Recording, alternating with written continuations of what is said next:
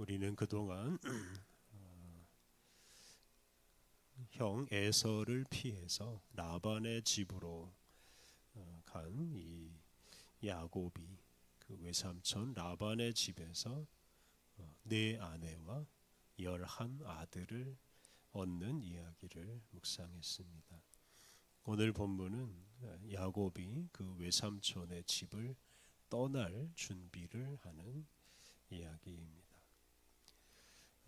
야곱은 처음부터 그 외삼촌 라반의 집에 정착할 마음이 없었습니다.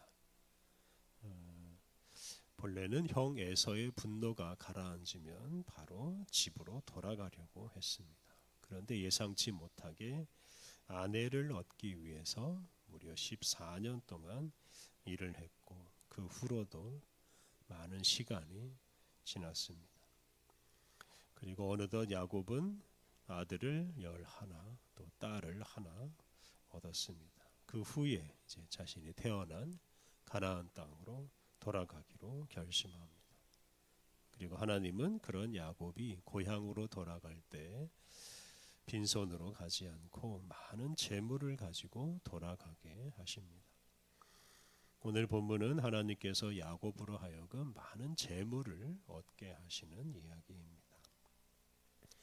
25절과 26절 말씀, 라헬이 요셉을 낳을 때에 야곱이 라반에게 이르되 나를 보내어 내 고향 나의 땅으로 가게 하시되 내가 외삼촌에게서 일하고 얻은 처자를 내게 주시어 나로 가게 하소서. 내가 외삼촌에게 한 일은 외삼촌이 아시나이다. 야곱이 11번째 아들 요셉을 낳았을 때 그 외삼촌 라반의 집을 떠나서 자기 고향, 자기 땅, 즉 가나안 땅으로 가기로 결심했습니다. 야곱은 레아와 라헬을 아내로 얻기 위해 외삼촌을 위해서 14년간을 일했습니다. 그리고 그 후로도 여러 해를 일을 했습니다. 야곱은 이러한 자신의 공로를 내세우면서 외삼촌 라반에게 자기 아내들과 또 자녀들과 함께 자신을 가나안 땅으로 돌아가게 해달라고 요청했습니다. 당시 라반은 그 집의 가장이었고 야곱은 그 가장에게 종속된 사람이었습니다. 그래서 야곱이 라반의 집을 떠나려면 그 라반의 허락을 받아야 했는데 라반이 야곱이 떠나는 것을 허락하지 않습니다. 27절, 28절 라반이 그에게 이르되 여호와께서 너로 말미암아 내게 복 주신 줄을 내가 깨달았노니 네가 나를 사랑스럽게 여기거든 그대로 있으라.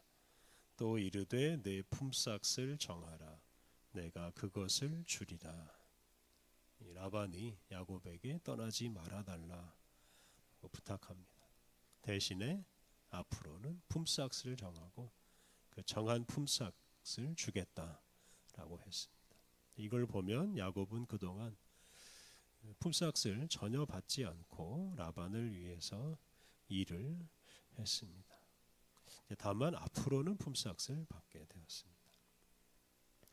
라반이 비록 야곱을 고향으로 보내주지는 않았지만 이렇게 품삯을 정하겠다고 함으로써 야곱이 고향으로 돌아갈 때 많은 재물을 가지고 돌아가게 하시는 하나님의 뜻이 이루어지게 됩니다.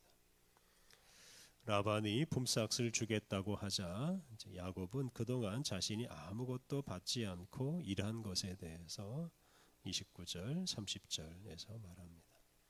야곱은 자기 때문에 외삼촌 라반이 이전보다 큰 부자가 되었다라고 말합니다. 그러면서 30절 마지막에서 그러나 나는 언제나 내 집을 세우리이까 라고 말했습니다. 자신도 야곱 자신도 자신의 가정, 독립된 가정을 세우려면 자기의 몫이 필요하다라고 말했습니다. 그러면서 31절을 보면 라반이 야곱에게 원하는 것을 말하라고 하니까 야곱이 한 가지 제안을 합니다. 32절 말씀이 야곱의 제안입니다. 32절 오늘 내가 외삼촌의 양떼에 두루 다니며 그 양 중에 아롱진 것과 점 있는 것과 검은 것을 가려내며 또 염소 중에 점 있는 것과 아롱진 것을 가려내리니 이 같은 것이 내 품삯이 되리이다.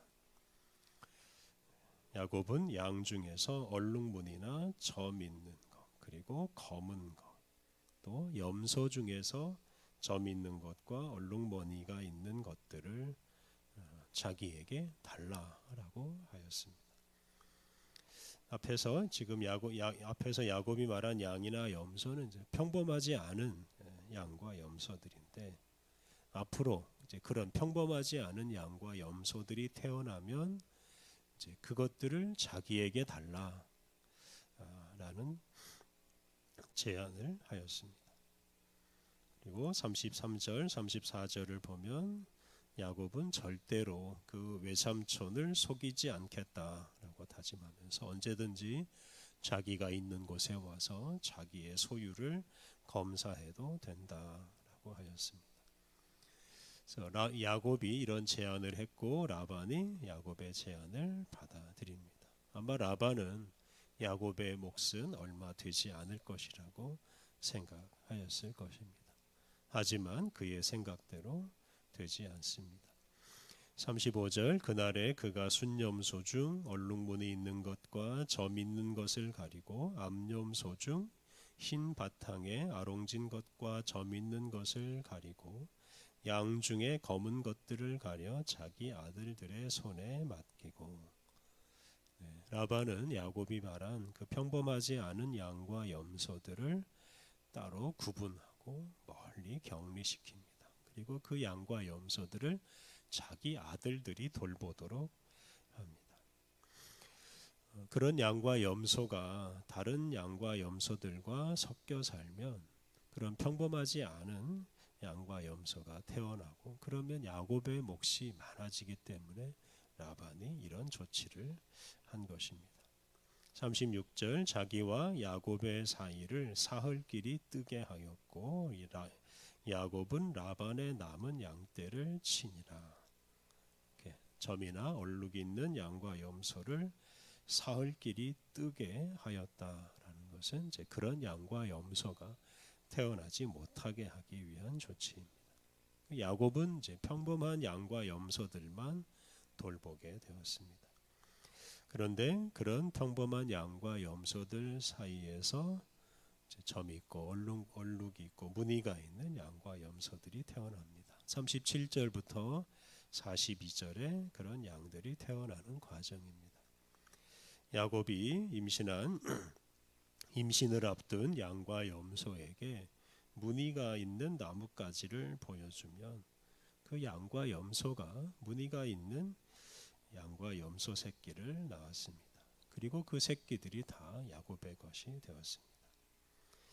그런데 이렇게 임신을 앞둔 양과 염소가 얼룩 있는 나뭇가지를 보았다고 해서 얼룩 있는 양과 염소 새끼를 낳은 것이라고 볼 수는 없습니다. 야곱으로 하여금 많은 재산을 가지고 고향으로 돌아가게 하시는 하나님의 섭리라고 할 수 있습니다. 43절이 오늘 본문의 결론적인 말씀입니다. 이에 그 사람이 매우 번창하여 양떼와 노비와 낙타와 나귀가 많았더라. 야곱의 재산이 많아졌습니다. 자기 품삯으로 얻은 것을 기초로 해서 야곱의 재산이 많이 불어났습니다. 이로써 그 야곱의 재산이 이로써 야곱이 집으로 돌아갈 준비를 다 마쳤습니다. 이어지는 31장을 보면 야곱이 이제 그 많은 재산을 가지고 가나안 땅으로 돌아갑니다. 야곱이 라반의 집에서 아내와 자녀들을 많이 얻었습니다만 라반에게 이용당하면서 자기 재산은 전혀 모으지 못했습니다. 뒤에 나오는 내용을 보면 라반은 여러 차례 야곱을 속이기도 했습니다. 형과 아버지를 속이고 아버지의 축복을 가로챈 야곱이 그 라반에게 벌을 받았다라고 생각할 수도 있습니다. 그런데 야곱이 다른 사람을 속이고 또 다른 사람에게 속임을 당하는 중에도 하나님의 뜻이 이루어졌습니다. 라반은 야곱을 보내지 않고 계속 일을 시켜서 자기 재산을 늘리려고 하였지만 그의 의도는 성공하지 못했습니다. 정반대로 야곱의 재산이 많아져서 야곱이 독립할 수 있는 여건이 마련되고 집으로 돌아갈 수 있게 되었습니다. 이렇게 라반이 하나님의 뜻을 막지 못했고 오히려 하나님의 뜻이 이루어지는 것을 도왔습니다. 속이고 또 속는 그런 사람들의 세계에서 거룩하신 하나님의 뜻이 이루어집니다.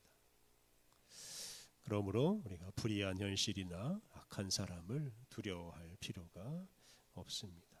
어떤 상황에서도 하나님이 함께 하신다 하는 것을 우리가 굳게 믿고 그 상황 속에서 포기하지 않고 하나님의 뜻이 이루어지기를 기도하면서 항상 소망을 품고 살아가야 하겠습니다. 우리 함께 기도하겠습니다. 하나님, 주님은 사람들이 자기 욕심을 채우려고 경쟁하는 세상에서도 주님의 뜻을 이루십니다. 하나님, 언제 어디서나 주님을 바라보며 절망적인 현실을 이겨내게 하옵소서. 어떤 현실에서도 거룩하신 주님의 뜻이 이루어질 것을 굳게 믿고 우리에게 주어지는 모든 일에 충성하며 항상 소망을 품고 살게 해 주옵소서. 은혜로우신 하나님, 우리에게 새로운 하루를 선물로 주시니 감사합니다. 오늘도 우리에게 주어지는 모든 일에 충성하며 만나는 모든 이들을 주님의 사랑으로 품게 하여 주옵소서. 우리의 말과 우리의 삶을 통해 거룩하신 주님의 뜻이 이루어지고 생명의 복음이 널리 전파되게 하여 주옵소서. 오늘 모든 일정을 주님께 의탁하오며 예수님의 이름으로 기도드립니다. 아멘.